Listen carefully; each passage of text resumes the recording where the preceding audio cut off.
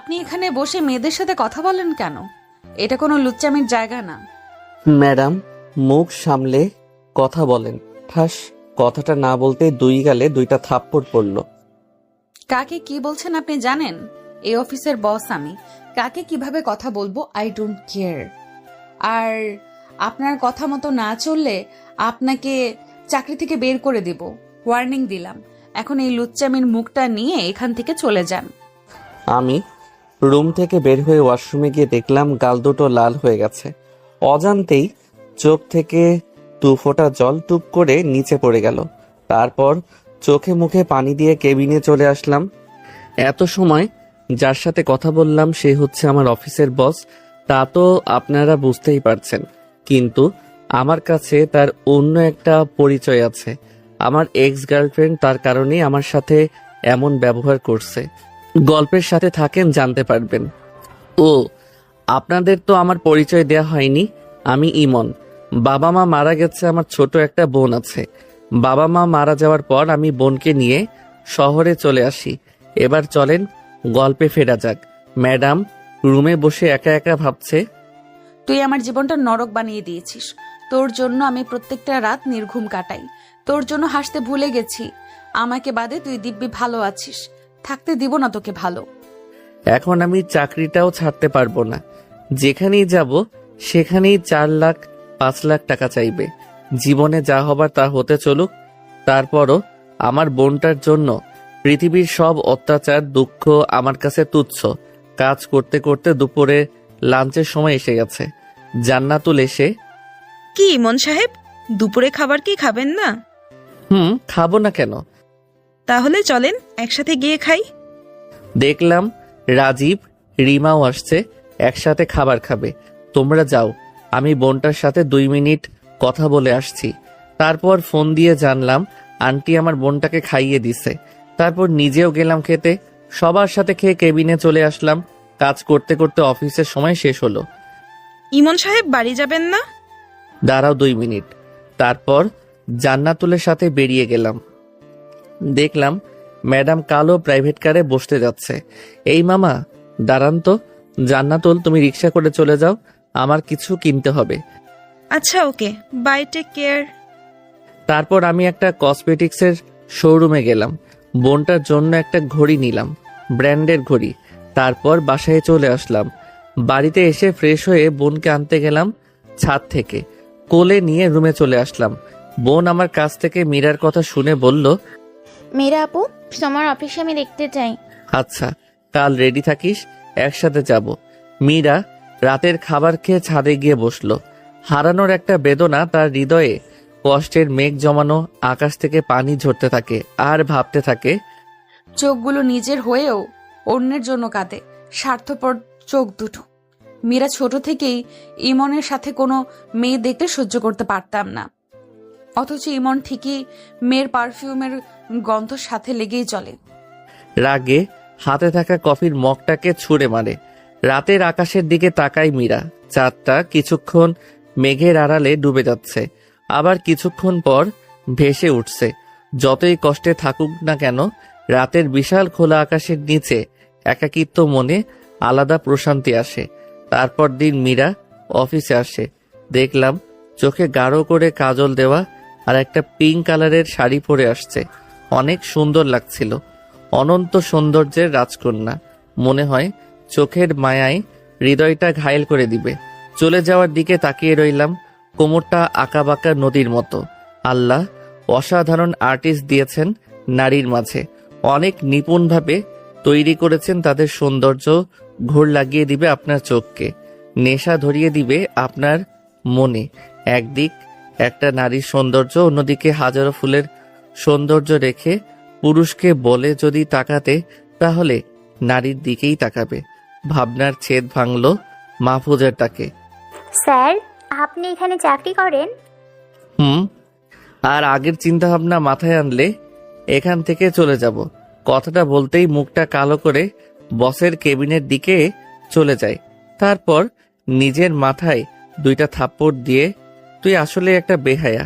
ওই মেয়ের বিয়ে মনে হয় হয়ে গেছে, তুই তাকাস কেন? তার দিকে তাকাবি না। তারপর কাজ করা শুরু করলাম। 1 ঘন্টা কাজ করার পর একটা শান্তির নিঃশ্বাস ফেলে চেয়ারে হেলান দিলাম। এমন সময় মাহফুজা চলে যাচ্ছে, একবারও তাকালো না আমার দিকে। চোখটা একটু বুঝতেই, স্যার আপনাকে ম্যাডাম যেতে বলেছে। আরে চাচা, এত ছাড় কেন করেন? আমি আপনার ছেলের মতোই, নাম ধরেই ডাকবেন। ইমন নাম আমার। আচ্ছা বাবা, তোমার কিছু প্রয়োজন হলে আমাকে বললো। চাচা, একটা কথা জানার ছিল, ম্যাডামের কি বিয়ে হয়ে গেছে? ম্যাডামকে নাকি কোনো ছেলে কষ্ট দিয়েছে, তারপর সে বিয়ে করতে চায় না। কেবিনে গিয়ে ম্যাডাম আসবো? আসেন। ম্যাডাম কাছে গিয়ে কি প্রয়োজনে ডাকা? তোমাকে এখানে মাসের বেতন দিয়ে রাখা হয় কাজ করার জন্য, চেয়ার শান্তিতে বসে থাকার জন্য নয়। ম্যাডাম, আমার কাজ আমি শেষ করে ফেলছি। শেষ করছেন তো কি হয়েছে, অন্যদের কাছে সাহায্য করেন। আচ্ছা ম্যাডাম। তারপর কেবিন থেকে মনে মনে, হারামজাদি, তোর জামাই তোরে উঠতে বসতে পিটুনি ওপর রাখতো তাহলে ঠিক হইতো। মনে হয় অফিসে আসার সময় তিতা খেয়ে আসে, না হলে এমন প্যাঁচার মতো মুখ করে রাখতো না। তারপর জান্নাতুল কেবিনে গিয়ে, তোমার কোনো কাজ থাকলে দিতে পারো। হারামি আসলেই একটা লুচ্চা। এত কর্মচারীর মাঝে তাকে মেয়ের কাছে যাইতেই হবে। তো রাতের ঘুম হারাম করে দিব। তারপর আবার ডাক পড়ল বসের কেবিনে।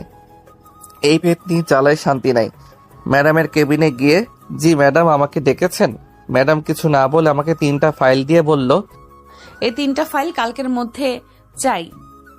ম্যাডাম এইগুলো 2 দিনেও শেষ করতে পারবো না। বলার সাথেই গালে 2টা ঠাস করে দিয়ে বলল, চাকরি রিজাইন দেন না পারলে, এখন সামনে থেকে চলে যান। এই ম্যাডামের অনেক শক্তি, আমিও পারবো না শক্তিতে। ছোটবেলায় অনেক সময় আমাকে কোলে নিয়ে পুকুরে ফেলে দিত, থাপ্পড় খেয়ে মাথাটা হ্যাং হয়ে গেছে। তারপর পিয়ন চাচাকে বললাম বরফ পাবো কিনা।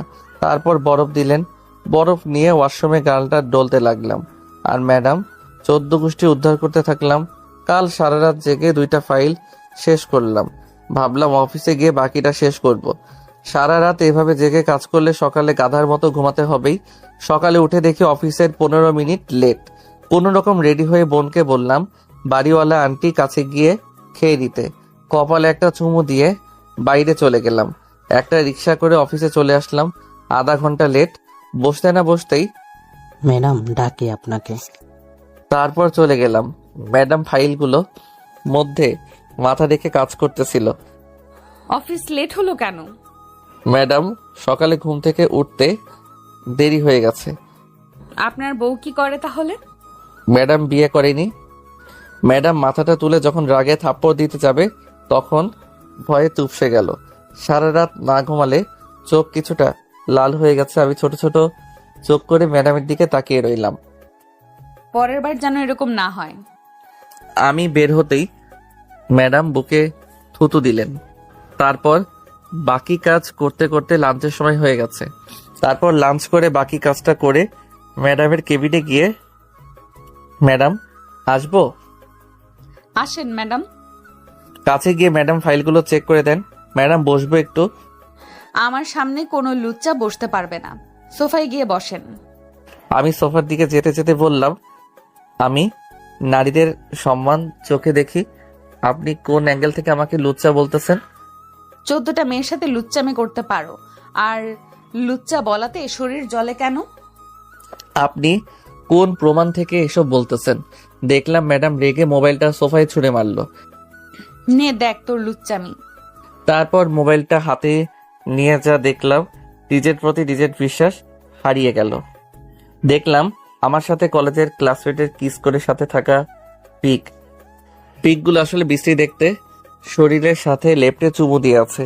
এখন যদি বলি আমার এত কোনো হাত নেই, এটা প্ল্যান করে করছে, তার জন্য থাপ্পড়ও পেতে পারি। তাই কিছু না বলে ফাইলগুলো নিয়ে কেবিনে চলে গেলাম। সত্যিটা দেখে মনে হয় গায়ে জ্বালা উঠে গেছে। শালা হারামি লুচ্চা। এইভাবে কেটে গেল 5 মাস। মীরা আমাকে নানাভাবে অপমান করত, কষ্ট দিত। তারপরও ওকে দেখার জন্য নানা বাহানায় দেখতে চলে যেতাম ওর কেবিনে। একদিন ম্যাডামকে ফাইল হাতে দিতে গিয়ে ইচ্ছে করে একটু হাতে টাচ করি, সে রেগে পাশে থাকা গ্লাসের পানি আমার উপর ছুঁড়ে মারে। তোর মতো লুচ্চা কখনো আমাকে টাচ করতে পারবি না। পরের বার এইরকম হলে ঘাড় ধরে অফিস থেকে বের করে দিব। অপমানে মাথাটা নিচু করে, ম্যাডাম আমি এখন যাব কি করে? শার্ট তো ভিজে গেল। আপনি শার্টটা খুলে এখানে শুকাতে দিন। আমি পিয়নকে বলছি মার্কেট থেকে একটা শার্ট নিয়ে আসতে। ম্যাডাম আপনার সামনে খুলবো? আরে লুচ্চার দেখে লজ্জাও আছে। কিছু না বলে শার্ট খুললাম। ম্যাডাম আমার বুকের গলার দিকে তিলটা হা করে তাকিয়ে আছে। কি লুচ্ছি মেরে বাবা, আবার আমাকে বলে লুচ্চা। কিছুক্ষণ পর পিয়ন এসে শার্ট দিয়ে গেল। আমি শার্টটা পরে মানিব্যাগ থেকে ম্যাডাম শার্টের টাকা ম্যাডাম ঠাস করে একটা চট দিয়ে বলল, তোর কত বড় সাহস আমাকে টাকা দিস? চাকরের মতো থাকবি। শত অবহেলার মাঝেও ওর পিছু শুধু ঘুরতাম একটু দেখার জন্য। নানাভাবে ওর কেবিনে যেতাম। অবশ্য ম্যাডাম সেটা বুঝতো। আমি জানি ছবিগুলো কারণে ওর কাছে আমি অবহেলিত, অথচ একটা সময় ওর কাছে আমি সবচেয়ে দামি মানুষ ছিলাম। আমার আঘাতে, আমার কষ্ট যে মেয়েটি নিজেই কাঁদত, অথচ সেই প্রতিনিয়ত অবহেলা কষ্ট দিয়ে যাচ্ছে একটা ভুল বোঝার কারণে। আমি ভেবেছিলাম ওকে আমি আবার আমার করে নিবই। একদিন ম্যাডাম কেবিনে গেলাম ফাইল আনতে। ম্যাডামের সামনে গিয়ে দাঁড়াতেই বুঝতে পারলাম ম্যাডামের পায়ে পাড়া দিয়ে ফেলছি। ম্যাডাম ঠাস করে একটা চট দিয়ে বলল, তোর কত বড় সাহস আমার পায়ে পাড়া দিয়ে পা নোংরা করিস? এখনই পাটা মুছে দে। অপমানে চোখের পানিগুলো টলমল করছিল। কিছু না বলে পাটা টিস্যু দিয়ে মুছে চলে আসলাম ফাইল নিয়ে। মীরা রাতে শুয়ে ভাবছে, আমি কেন নিজেকে শেষ করে দিচ্ছি ওর মতো লুচ্চার জন্য? কালী বাবাকে বলবো আমি বিয়ে করতে রাজি আছি। এই লুচ্চার সামনে থেকে আরো অনেক কষ্ট পাচ্ছি। চলে যাব ওর থেকে অনেক দূরে।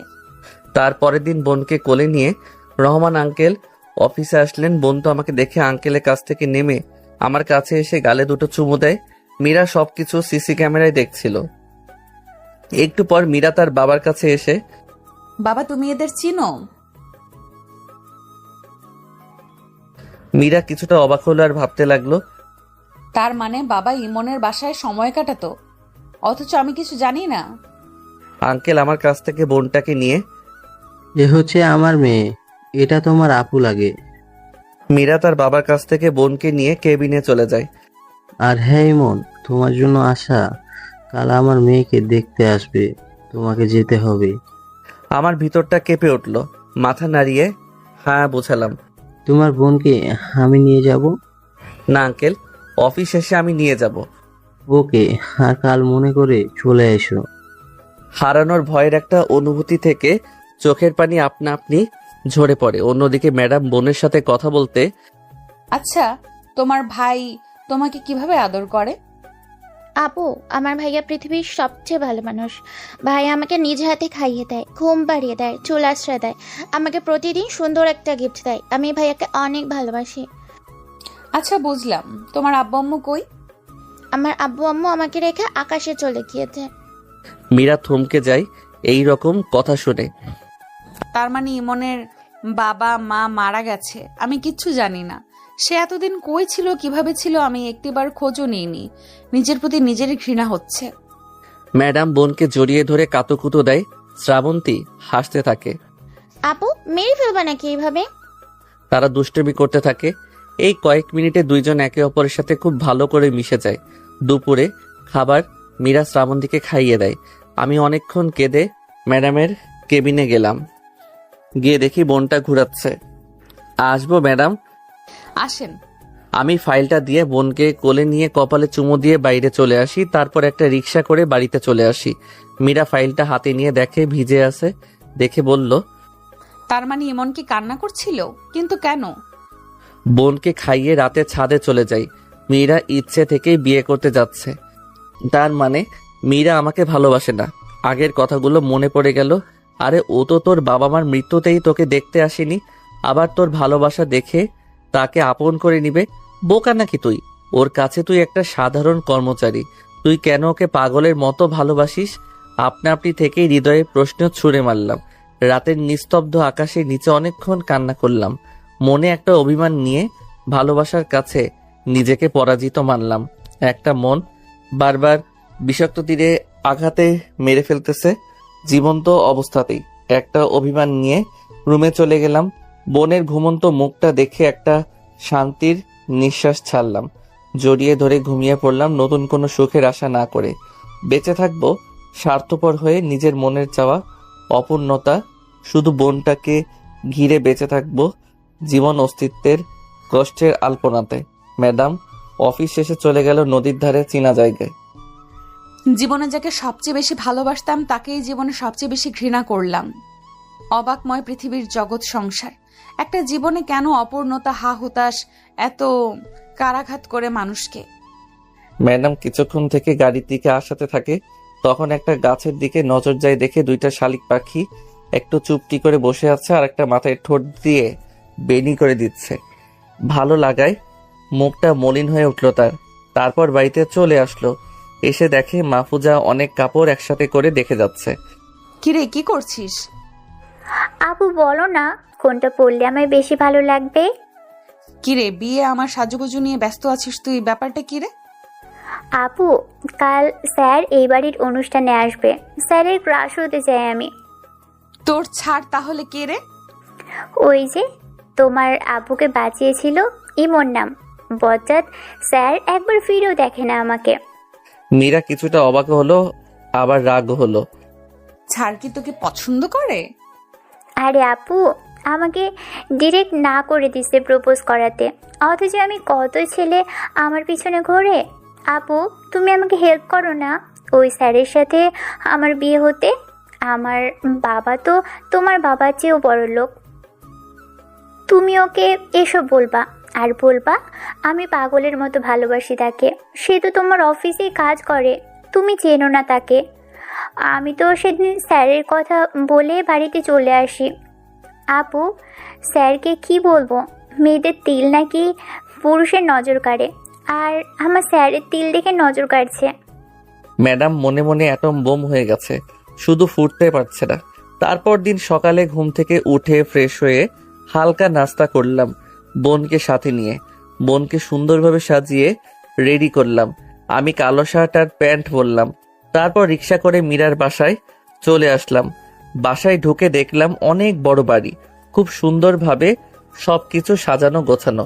আঙ্কেলকে দেখে বোন আমার কোল থেকে নেমে দৌড়ে রহমান আঙ্কেল কোলে গিয়ে ওঠে। আঙ্কেল, আঙ্কেল, ওই ছোট্ট পুকুরটা কত সুন্দর মাছ। গ্লাসের ভিতর বিদেশি মাছগুলো দেখে আঙ্কেলকে বলতেছে আর কি। হঠাৎ বুঝতে পারলাম কেউ আমার হাত ধরে টেনে নিয়ে যাচ্ছে।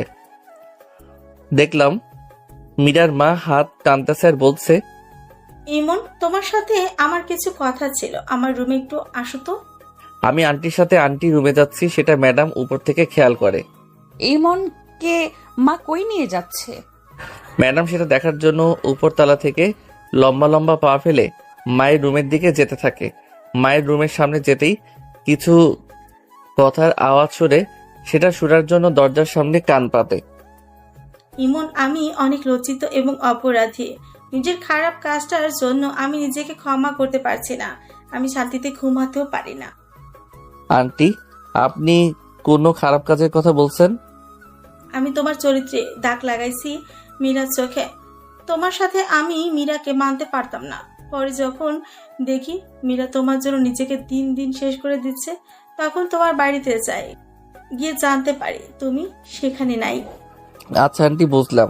আন্টি, আমি একটা বিষয় বুঝতে পারছি না, আমাকে কারিমা, নদী, বৃষ্টি কিস করছে কিভাবে সেটা তো আমিও জানি না। আমাকে কখন চুমু দিল?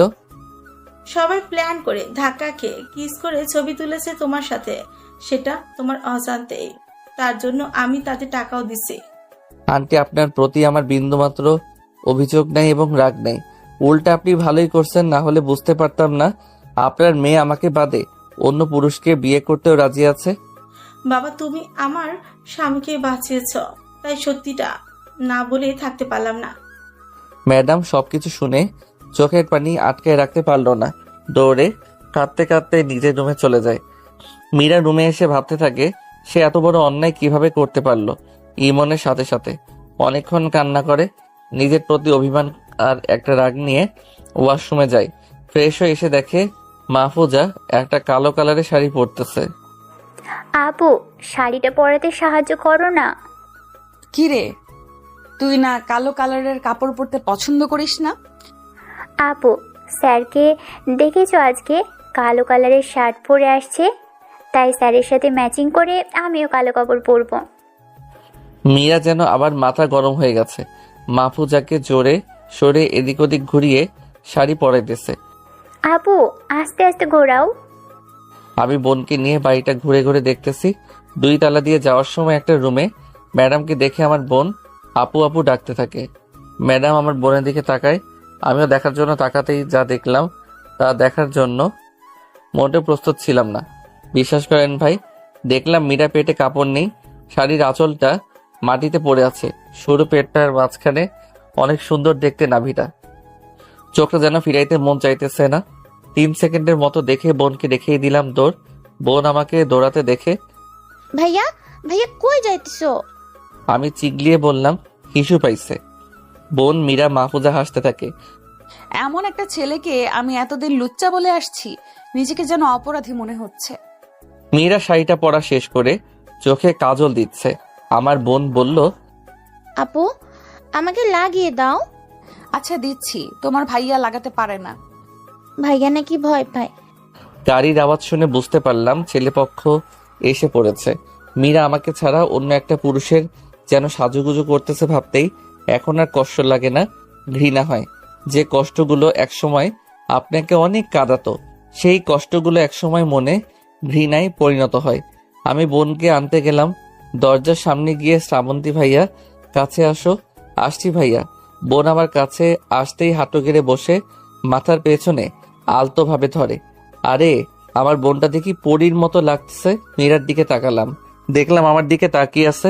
এমন সময় স্যার চলুন, ছেলেপক্ষ কই আছে দেখে আসি। স্যার কেমন লাগছে আমাকে? মীরাকে রাগানোর জন্য বললাম, অনেক সুন্দর লাগতেছে। ছেলে না, মীরা আপুকে রেখে তোমাকে বিয়ে করতে চাই। আপনি করলেই হবে। কি বললা? কিছু না স্যার, চলুন তো। আমরা নিচে যাওয়ার পর উপরে কিছু একটা ভাঙার আওয়াজ শুনলাম। মীরা, উপরে কি হচ্ছে? তোমার জন্য সবাই অপেক্ষা করতেছে। আমাকে কি বললো আমি তার আপু লাগি, আবার বলে মাহফুজা আমার থেকে সুন্দর। রাগের মাথায় নিয়ে মুখে একটা মুচকি হাসি দিয়ে মীরা নিচে নামছে। প্রতিটা সিঁড়ির ধাপ যেন আমার চোখে ঘৃণার দৃষ্টি ফেলছে। মীরা ছেলে সামনে বসতেই ছেলে হা করে তাকিয়ে আছে। আমি বোনকে কোলে নিয়ে দাঁড়িয়ে একসাথে মাহফুজা আমি কথা বলতেছি হাসি মুখে। মীরা সেটা দেখে চোখে পানি টলমল করছে, মনে হয় চোখের পাতা বুঝলেই টুপ করে পানি নিচে পড়ে যাবে। হারামি আমাকে অন্য ছেলের কাছে দেখে, তার হৃদয়ে একটু কষ্ট হচ্ছে না নাকি হাসি খুশি থেকে আমাকে ভাব দেখাচ্ছে? স্যার আপনার মাথায় কি যেন লেগে আছে। মাহফুজা পা দুটো উঁচু করে পরিষ্কার করে পাশে দাঁড়াতেই ম্যাডাম মাহফুজার কাছে গিয়ে গলায় এক হাতে চেপে ধরে আর এক হাতে আমার দিকে আঙুল তোলে। ও শুধু আমার, শুধুই আমার, কানে ঢুকিয়ে নে ভালো করে কথাটা। মাহফুজা গলা থেকে হাত ছুটাতে ছুটাতে ছটফট করতেছে। আমি ভয়ে পেছনে সরে গেলাম। তারপর মীরা হাতটি সরাতেই মাহফুজা কাশতে থাকে। ম্যাডাম পাত্রকে বলতে লাগলো, এই মুহূর্তে এই বাড়ি থেকে চলে যাবি। এই মেয়ে ভূতে ধরছে নাকি? কথাটা বলার সাথে সাথে ম্যাডাম ছেলেটাকে একটা চড় দিয়ে বলল, এখনই বাড়ি থেকে বের হ লুচ্চা কোথাকার। ছেলের পক্ষ ভয়ে অপমানে তাড়াহুড়ো করে বের হয়ে যায়।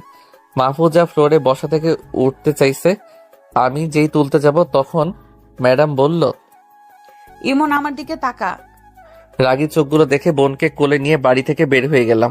মাহফুজা একটু ঠিক হতেই রুমে গিয়ে তাড়াহুড়ো করে ব্যাগ গুছিয়ে বের হতে হতে বলতে থাকে, আমিও দেখে নিব তুই এই ছেলেকে কিভাবে আপন করিস। আরে যা যা, তুই কি বালডা করবি আমার জানা আছে। মীরা তার বাবার রুমে যায়। বাবা তুমি কিন্তু কিছু উল্টাপাল্টা কইরো না মায়ের মতন। মামনি, আমি সব জেনে গেছি আর আমি তাতে অনেক খুশি। ইমন অনেক ভালো ছেলে। তুমি চাইলে আমি ইমনকে রাজি করাতাম। ফাও টাকা খরচ করে অন্য ছেলেকে দেখানোর মানেই হয় না। মীরা বাবার কপালে একটা চুমু দেয়। রহমান চৌধুরী আজকে অনেক বছর পর দেখতে পায় তার মেয়ে খুশিতে তাকে চুমু দিয়েছে। ভাবতেই চোখে পানি চলে আসে। মীরা চোখের পানিগুলো মুছে রুমে চলে যায়। অথচ রহমান চৌধুরী এই কয়টি বছর মেয়েকে কত কিছুই কিনে দিছে, বাট কখনো খুশি করতে পারেনি। আমি বোনকে কোলে নিয়ে রেস্টুরেন্টে গিয়ে সেখান থেকে কিছু খাবার খেয়ে বাড়িতে চলে আসি। বাড়িতে এসে সামনে দেখি অনেকগুলো প্রাইভেট কার। সিঁড়ি দিয়ে উঠে দেখি ঘাড়তারা মুকবল নাগিন ড্যান্স নাচতেছে, কিন্তু গান গাচ্ছে অন্য আরেকটা। নাচতে নাচতে আমাকে দেখে বোনকে কোল থেকে নামিয়ে বোনকে নিয়ে আমাকে ঘুরে ঘুরে নাচতেছে আর বলতেছে, তোমারে বিয়া দেবো, তোমারে বিয়া করাইয়া দেবো। কি আজব গান রে বাবা। আঙ্কেল, আপনার শরীর ঠিক আছে তো? আরে আমি পারফেক্ট আছি, চীনা টান টান করে, চাইলে আর একটা বিয়ে করতে পারবো। কি আঙ্কেল, আপনি আর একটা বিয়ে করবেন? খারান, আমি এখনই আন্টিকে গিয়ে বলে আসছি। বলেই দৌড়। আজকে আমি শেষ, এমন বাছা আমায়।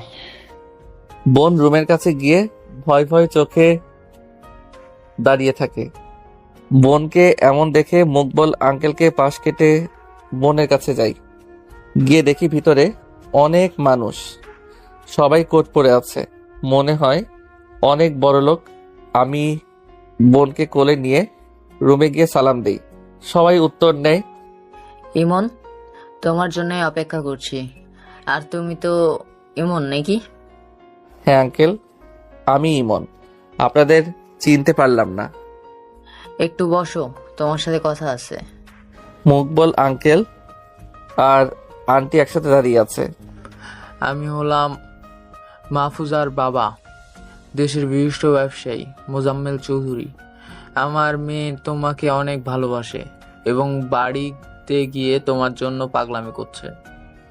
তো আঙ্কেল, আমি কি করতে পারি? তুমি আমার মেয়েকে বিয়ে করবে? আঙ্কেল, আমি পারবো না। কেন? আমার মেয়ে দেখতে খারাপ? আঙ্কেল, সেটা নয়। তাহলে কি মায়াকে ভালোবাসো? না আঙ্কেল। তাহলে কি তোমার টাকা, বাড়ি, গাড়ি লাগবে? এবার রাগে চিল্লিয়ে বলতে থাকলাম, আমার ভিতরে আত্মা মরে গেছে, আমার মন কাচের মতো ভেঙে গেছে, সেটা কখনো জোড়া লাগবে না। আমার কোলে ছোট্ট মেয়েটি দেখছেন, ওর জন্য আমার বেঁচে থাকা। আমার মন জ্বলন্ত আগুনে পুড়তেছে। আপনার মেয়ে আমার স্পর্শ আসলে ঝলসে যাবে। এত বড় ব্যবসায়ী হয়ে বুদ্ধি কি লোপ পেয়েছে আপনার? আমার মতো সাধারণ ছেলেকে কেন আপনার মেয়ের সাথে বিয়ে দিতে চান? আপনি চাইলে অনেক বড়লোক ফ্যামিলির ছেলের সাথে বিয়ে দিতে পারবেন। আর হ্যাঁ, আমি এতিম, ছোট বোনটা বাদে আমার আপন কেউ নেই। এমন পরিবারে কেউ বিয়ে দিয়ে মেয়েকে সুখে রাখবে আমার মনে হয় না। আঙ্কেল কিছুক্ষণ আমার দিকে তাকিয়ে সবাইকে নিয়ে চলে যায়। আরে তুই কার সামনে দাঁড়িয়ে কথা বলছিস তুই জানিস? জানতে হবে না। ইমন বাবা, এত বড়লোক ফ্যামিলির সাথে আত্মীয় হলে তোমার টাকার অভাব পড়তো না। আন্টি, টাকাই সবকিছু না। টাকা দিয়ে দামি জিনিস, বড় বড় বাড়ি, দামি গাড়ি কিনা যাবে। দামি খাবারও খাওয়া যায়, কিন্তু ভালো লাগার সুখ কিনা যায় না। ভালো লাগার সবকিছু বলেই রুম থেকে বের হয়ে নিজের রুমে চলে যায়। রাতে আমি আমার কলিজার বোনটার সাথে শুয়ে শুয়ে মোবাইলে মোটু পাতলু দেখতেছি। দেখলাম কার্টুনটা বন্ধ হয়ে অচেনা নাম্বার থেকে কল। রিসিভ করেই, আসসালামু আলাইকুম, কে আপনি? ওয়ালাইকুম আসসালাম, আমি আপনার মাহফুজা। সরি, আপনি আমার কেন হবেন? আরে আমি আপনাকে ভালোবাসি, তাই তো আমি আপনার। এই যে আজাইরা প্যাচাল শুনতে ভালো লাগে না। আমার বোন কার্টুন দেখবে, ডিস্টার্ব করবেন না। ফোনটা কেটে দিয়ে আবার বোনের সাথে কার্টুন দেখতে থাকি। কিছুক্ষণ পর আবার কল আসে। রিসিভ করেই, আপনার কি লজ্জা শরম বলতে কিছু নাই? স্যারের সাথে প্রেম করতে চান? কেমন বেয়াদব মেয়ে আপনি। কি ওই পেতনিটা তোমাকে ফোন দেয়? বুঝতে পারলাম এটা ম্যাডাম, তাই রাগানোর জন্য। আপনি আবার কোন পেতনি? কি আমি পেতনি? আরে কে বলবেন তো? তুমি আমাকে চিনতে পারছো না আমি কে? ওই প্যাচাল মারবেন না। কে আপনি বলেন, না হলে ফোন কেটে দিলাম আপু। এবার সেখান থেকেই ফোন কেটে দিল। বুঝলাম আপু বলাতে মনে হয় রেগে বোম হয়ে গেছে। পাশ ফিরে দেখি বোন কপালে হাত দিয়ে ঘুমিয়ে আছে।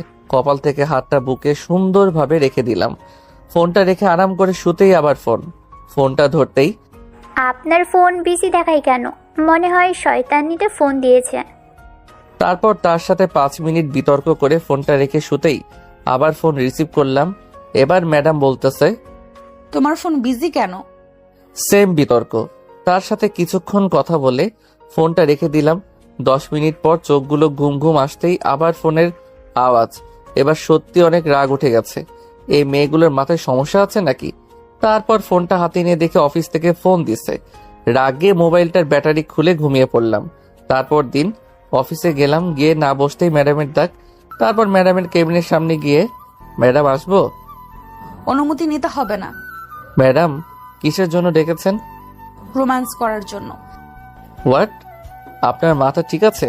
ম্যাডাম উঠে কাছে এসে চোখে চোখ রেখে বলল, আমি একদম ঠিক আছি।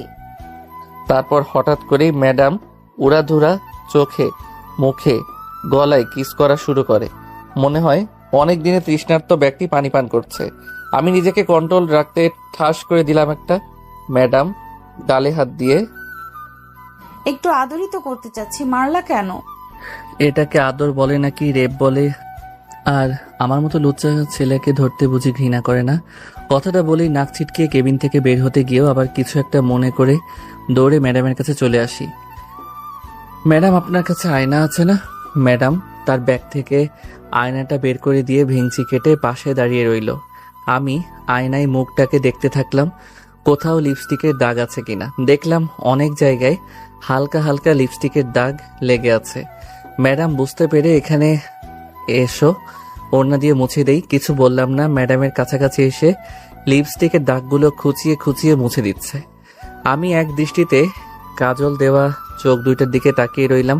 কালো মার্বেলের মতো বস্তুটা এদিক ওদিক নড়াচড়া করছে। ম্যাডাম শেষ করে দাঁড়াতেই চোখে চোখ পড়ল। দেখলাম গালটাতে হাতের দাগ উঠে গেছে। আমি হাতটা কাছে নিয়ে আঙুল দিয়ে আলতোভাবে দাগের জায়গায় স্পর্শ করতেই ম্যাডাম চোখ দুইটা বন্ধ করে ফেলে। আমি দাগের জায়গাটা চুমু দেওয়ার জন্য ঠোঁট দুটো এগিয়ে নিচ্ছি। কাছাকাছি গিয়ে চুমু না দিয়ে ধাক্কা দিয়ে চলে যাই। ম্যাডাম হাত ধরে বলল, কি রে, আমাকে ভালো লাগে না? তা লাগবে কেন? এখন তোমার নতুন মানুষের অভাব নেই। আমি একবারও বলছি আপনাকে ভালো লাগে না? তুমি শুধু আমার, অন্য কারো না। তুই যদি অন্য কারোর হস, আমি মরে যাব। ম্যাডাম কাঁদতে থাকে। হয়তো আমার দেওয়া কষ্টগুলো ওর মনে ঘৃণার বাসা বেঁধেছে। আমি কেবিনে এসে বসলাম। বসে কিছু কাজ ছিল, সেগুলো করে পিয়নকে দিয়ে ম্যাডামের কাছে পাঠিয়ে দিলাম। অফিস শেষে বোনের জন্য কিছু নেওয়ার জন্য কসমেটিক্সের শোরুমে গেলাম। বোনের জন্য নীল চুড়ি কিনবো বলে একটা জায়গায় দাঁড়িয়ে চুড়ি দেখছিলাম। 2 জোড়া সুন্দর নীল চুড়ি নিলাম। একটা লোককে দিয়ে বললাম প্যাক করে দিতে। বিল পে করতে গিয়ে দেখি মাহফুজা আর মীরা চিগলা চিগলি করতেছে। আমি গিয়ে, এখানে এসব কি হচ্ছে? স্যার, আপনার বিল দেওয়ার জন্য এরা ঝগড়া করতে আছে। আমার বিল যেন অন্য কেউ না দিতে পারে, না হলে আপনার শোরুমে আর আসবো না। Okay sir. টাকা দিয়ে বাড়িতে আসবো বলে বাইরে রিক্সার জন্য অপেক্ষা করতেছি। দেখলাম 2টা গাড়ি সামনে এসে থেমেছে। মীরা আর মাহফুজা গাড়ি থেকে নেমে কাছে আসতেই, তোমরা যদি এখন আমার গাড়িতে ওঠা নিয়ে রাস্তায় ঝগড়া করো, তাহলে 2 জনের গাড়ি ভেঙে বাড়ি যাব আমি। আমার রাগ দেখে 2 জন ভয়ে চুপসে গেল। আমি একটা রিক্সা ডেকে বাড়িতে চলে আসি। তারপর দিন চুল আর দাড়িগুলো ছোট সাইজ করে অফিসে চলে গেলাম। কেবিনে এসে বসতেই ম্যাডাম নিজে এসে কেবিনে যেতে বলে গেল। আমি উঠে ধীর পায়ে গিয়ে, ম্যাম আসবো? আরে অনুমতি নিতে হবে না। সামনে গিয়ে দাঁড়ালাম। বসেন এইখানে। এরপর ম্যাডাম চেয়ারে 2 দিকে হাতে দিয়ে বলল, তুমি আমার ভুলগুলো দেখাও, তারপর আমাকে অ্যাভয়েড করো। আমি বাধ্য নই বলতে। তুমি ভালো করেই জানো আমি অন্য মেয়েদের সাথে তোমাকে দেখলে একটুও সহ্য করতে পারি না। আজকের লাঞ্চ আমার সাথে করবা।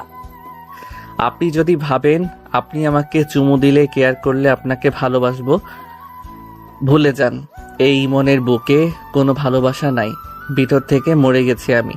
আপনি ভেবে দেখেন আপনি আমার সাথে কি কি করেছেন। আপনার হাতে একটু টাচ পড়াতে আমাকে থাপ্পড় দিছেন, অপমান করেছেন, অথচ আজ নিজের শরীর আমাকে দিতে 2বার ভাবতেছেন না। আপনাকে দেখার জন্য আমি কত ভাবেই না কাছে আসতাম। আর বিনিময়ে কি পাইছি আমি আপনার থেকে? অপমান আর এক গাদা ফাইল। আপনি একটা আমার ভুল দেখছেন, সেটা যাচাই না করে ভালোবাসার ঘৃণার পরিণত করছেন। আর হ্যাঁ, আমি আপনার প্রিয় হতেও চাই না, ঘৃণিতই থাকতেই চাই। ইমন, আমাকে মাফ করে দাও, আমি তোমাকে ছাড়া বাঁচবো না। যদি নাই বাঁচতেন তাহলে অন্য কোনো পুরুষকে বিয়ে করতে চাইতেন না। এমন আমি তখন স্বার্থপর হয়ে গেছিলাম, নিজের দেহের চাহিদা মেটাতে বিয়েতে রাজি হয়েছিলাম। সত্যি আমার মন জুড়ে শুধু তুমি। মন জুড়ে আমি, দেহ জুড়ে অন্য কেউ, ভালোই তো ভার্জিন আপনি। ম্যাডাম এবার রাগী চোখে আমার দিকে তাকিয়ে, আমার দেহ জুড়ে অন্য কেউ থাকার ইচ্ছে করলে এই মীরা এতদিনে 2-3টা বাচ্চা থাকলোই। আমি ফিক করে হেসে দিলাম। মীরা আমার বুকে ঘুষি দিতে থাকলো। হঠাৎ করে মোবাইলে মেসেজের আওয়াজ। আমি ফোনটা বের করে দেখলাম মাহফুজা মেসেজ করে দিয়ে লিখছে, আমার সাথে লাঞ্চ করতে হবে পাশের রেস্টুরেন্টে, চলে আসুন। মীরা থাবা দিয়ে মোবাইলের মেসেজটা দেখে, আমার দিকে রাগী চোখে তাকালো। আপনার সমস্যা কি? মোবাইলটা আছাড় মারতে যাবে, আমি হাতটা ধরে ফেলি। ম্যাডাম, গরিব মানুষের মোবাইল ভাঙেন না। ম্যাডামের মোবাইলটা হাতে দিয়ে, নেন, এটা ভাঙেন। তুই আমাকে ইচ্ছে করে হার্ট করিস? না তো। মোবাইলটা হাতে নিয়ে বোনকে ফোন দিলাম। রিসিভ করতেই, খাবার খাইছো? হ্যাঁ ভাইয়া, তুমি খাইছো? না, খাবো। ফোনটা রেখে চলে যাব। এমন দাঁড়াও, কই যাইতেছো? রেস্টুরেন্টে মাহফুজার সাথে খেতে। কি? রেগে এসে শার্টের কলারটা ধরে সোফায় ধাক্কা দিয়ে ফেলে দিল। এখানে ভালোই বসে থাক, না হলে খারাপ কিছু হয়ে যাবে। মীরা টিফিন থেকে খাবার নিয়ে আমার কাছে এসে, তোর পছন্দের খাবার নিয়ে আসছি, ভুনা খিচুড়ি আমি নিজে রান্না করে। একটা লোকমা মুখে তুলতেই আমি মাথা নাড়িয়ে বুঝালাম খাবো না। কেন খাবি না? নিজের হাতে খাইয়ে দিচ্ছি, ভালো লাগে না? আমার ছোট বোনটাকে রেখে এই খাবার আমি খেতে পারবো না। চল, এক্ষুনি তোর বাসায় যাব। অফিস থেকে বাইরে বের হতেই 10-12টা গাড়ি সামনে এসে থামলো। দেখলাম মোজাম্মেল চৌধুরী গাড়ি থেকে নেমে আমার সামনে আসতেই, আসসালামু আলাইকুম মামা। মামা কেমন আছেন? ভালো আর থাকবো কি করে? নিজের বোনের গলা চেপে ধরতে দ্বিধাবোধ করে না। মামা রাগের মাথায় করে ফেলেছি। এমন, তুমি না বলে মীরাকে ভালোবাসো না? তাহলে ওর সাথে কই যাইতেছো? আঙ্কেল, মীরা আমার জন্য ভুনা খিচুড়ি রান্না করে আনছে। আমাকে খেতে বলাতে আমি বললাম আমার বোনকে বাদে খেতে পারবো না। আচ্ছা, তাহলে আমার মেয়েও যাবে তোমার বাসায়। গাড়িতে গিয়ে বসো। আঙ্কেল, মীরাও যাবে। গাড়িতে গিয়ে মীরা, আমি ঢুকতেই দেখলাম মাহফুজা কালো সানগ্লাস পরে বসে আছে। চেপে বসেন। একটু চাপতেই 2 জনের সিটে 3 জন বসলাম। স্যার, আপনি আমাকে ভালোবাসেন না বুঝলাম, মানবতার খাতিরে তো মীরা হাত গলা থেকে ছোটানো দরকার ছিল। আমি ডিরেক্ট বললাম মীরাকে আমি স্পর্শ করতে পারবো না। মীরা মানা করছে। কথাটা বলাতে মাহফুজা মুচকি হাসলো আর মীরা রাগী চোখে তাকিয়ে রইল। সিটে হেলান দিয়ে কিছু সময় বসে থেকে হাতে পানির স্পর্শ তাকিয়ে দেখি মীরা কাঁদতেছে। কিছু বললাম না। গাড়ি থেকে নেমেই দেখি মীরা, মাহফুজা 2 জন হাতেই দেখি টিফিন বক্স। আল্লাহ, এই 2টা মাইয়া পাগল করে দিবে। রুমে ফ্রেশ হয়ে বোনকে আঙ্কেল রুম থেকে গিয়ে নিয়ে আসি। এসে দেখি 2 জন খাবার রেডি করে বসে আছে। আমি বোনকে বললাম, আপু বলাতে 2 জনই চোখ দিয়ে মেরে ফেলতে চাইছে। ভাইয়া, তোমাকে বাদে খাবো না আমি।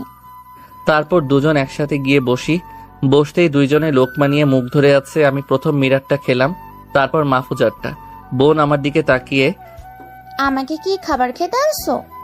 আমি তাড়াহুড়ো করে মীরার বক্স থেকে বোনের মুখে লোকমা দিলাম। খাবার শেষে বাইরে গিয়ে দাঁড়াতেই, আপু, তুমি রিক্সা দিয়ে চলে যাও।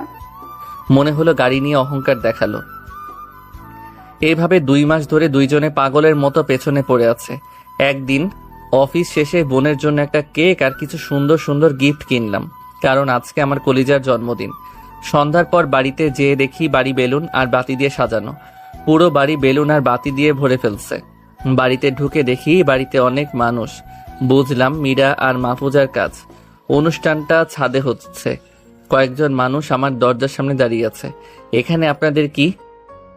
আপনার বোনকে প্রথম ছাদে নিয়ে গিয়েছিলাম, হঠাৎ করে ছাদ থেকে দৌড়ে এসে রুমে দরজা দিয়ে বসে আছে। কখন থেকে ডাকছি, দরজা খুলছে না। এখন আপনারা এখান থেকে যান। লোকগুলো ছাদে চলে গেল। আমি বোনকে ডাক দিলাম। আমার কলিজার বোনটা দরজা কেন খুলছে না? বোন আমার দরজা খুলেই ভয়ে বুকে জড়িয়ে ধরে মনে হচ্ছে ওকে কেউ মেরে ফেলতে চাইছে। আমার ডাক্তারের কথা মনে পড়ে গেল। আমার খেয়াল ছিল না আমার বোন বেশি মানুষ দেখলে প্রচণ্ড ভয় পায়, বিশেষ করে বেশি মানুষ ঘিরে দাঁড়ালে। মনে হয় ওকে ছাদে সবাই ঘিরে দাঁড়াইছে। প্রচণ্ড রাগ উঠে গেল আমার। বোনকে বললাম, ভয় পেও না, এই তো তোমার ভাইয়া তোমার সাথে। গিফটগুলো খাটে রেখে কেকটা টেবিলের একপাশে রেখে মোবাইলটা বোনের হাতে দিয়ে ছাদের দিকে যেতে যেতে শার্টের হাতাগুলো কোনই পর্যন্ত তুলে ছাদে যেতেই সবাই বলে উঠল, এই তো ইমন এসে গেছে। দেখলাম ছাদের দুই পাশে কেক সাজানো। টেবিলের উপর থেকে কেকটা ফেলে দিলাম। রাগে চিগলিয়ে বলতে থাকি, আপনাদের কে বলেছে এসব করার জন্য? বলতে বলতে ওই টেবিলের কেকটাও থাবা দিয়ে ফেলে দিলাম। ছাদে মুকবল আঙ্কেল, আন্টি, রহমান চৌধুরী, মোজাম্মেল চৌধুরীও আছে। মুকবল আঙ্কেলকে বললাম, আপনি তো আমার বোন সম্পর্কে সবকিছু জানতেন, তারপর এসব করতে দিলেন কেন? ইমন, আমি অনেক বাধা দিয়েছি, তারা শোনেনি। ইমন, তোমার বোনের জন্মদিন অনুষ্ঠান করে কি বড় ভুল করে ফেলেছি আমরা? আমার বোনের জন্য আপনারা জন্মদিন না, মরণের অনুষ্ঠান বানিয়েছেন। একটা ছেলে আমার কাছে এসে, ভাইয়া আপনি বোনকে নিয়ে এত অ্যাটিটিউড দেখাচ্ছেন।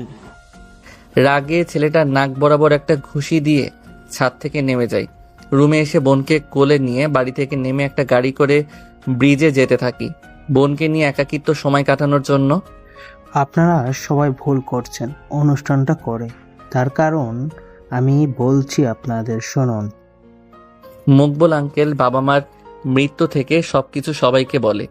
রিলেটিভরা শুনে মুখটা কালো করে রহমান চৌধুরীকে আর মোজাবেল চৌধুরীকে দুই একটা কড়া কথা বলে চলে যায়।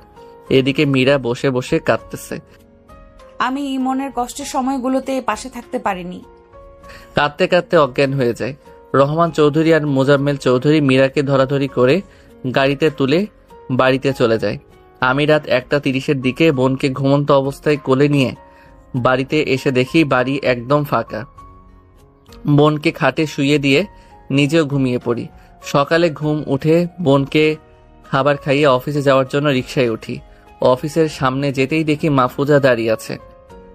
স্যার, আপনি আমার বাবার কোম্পানিতে চাকরি করেন, এখান থেকে বেশি টাকা পাবেন। থাক, আমার বেশি টাকা লাগবো না। মীরা গাড়ি থেকে নেমে দুজনকে কথা বলতে দেখে তাড়াতাড়ি সামনে এসে, ইমন, তুমি পেতনিটার সাথে কি কথা বলছো?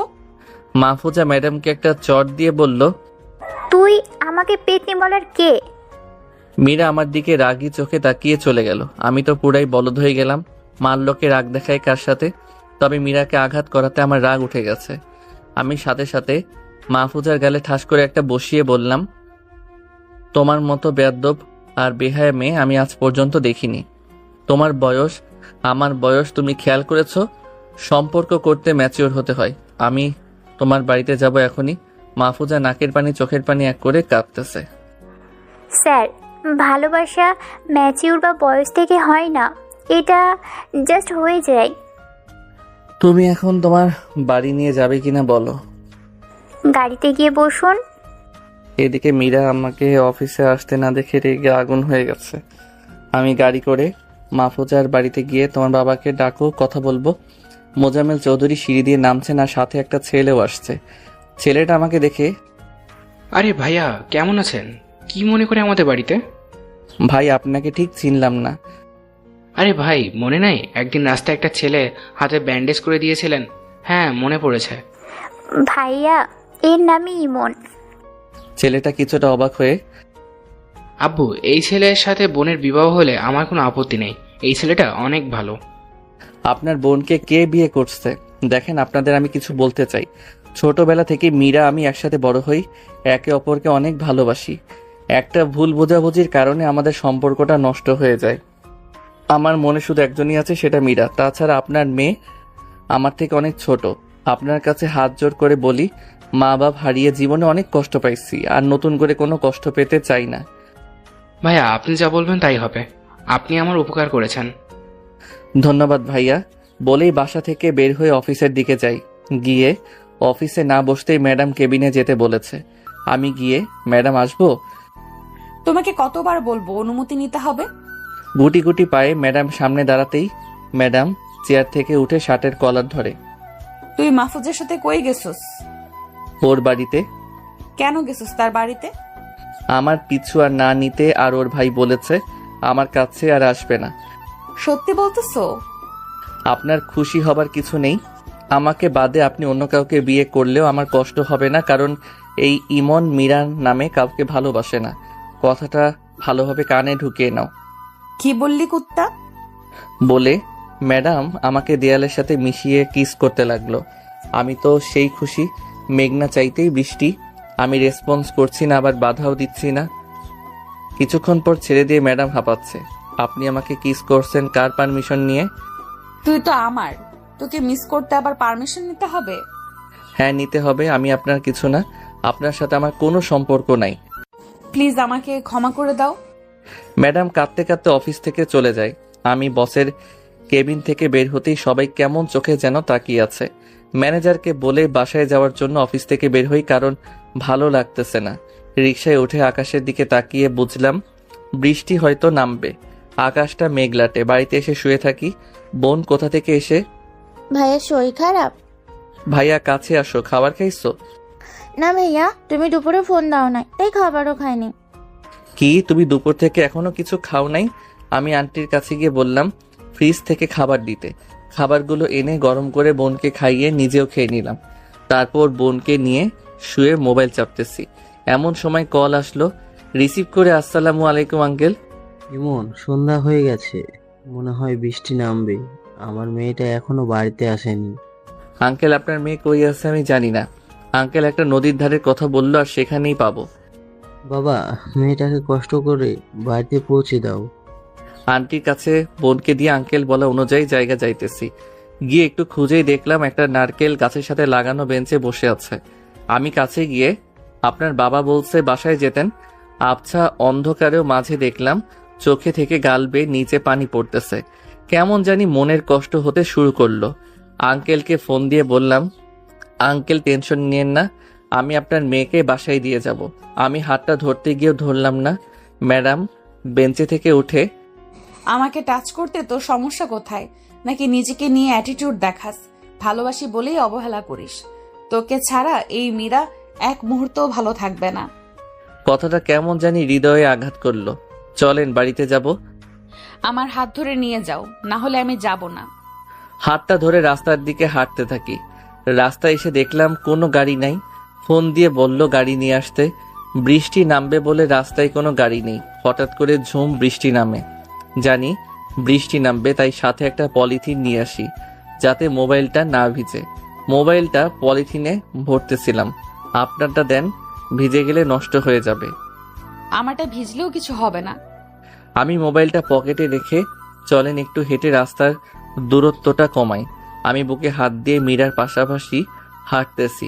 চারদিকে শুধু বৃষ্টির রিমিঝিমি শব্দ।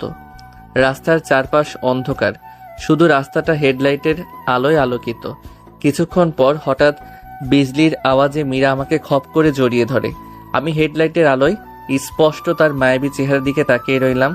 ভয় ভয় চোখ আর মুখ নিয়ে বুকের মাঝে লুকিয়ে আছে। দুই চোখের নাকের মাঝখানে তিলটা যেন ওর সৌন্দর্য হাজার গুণ বাড়িয়ে দিয়েছে। ভেজা চুলগুলো থেকে একটা একটা পানির কণা বেয়ে বুকের দিকে যাচ্ছে। আমি ওর প্রতি নেশার মতো আসক্ত হয়ে যাচ্ছি।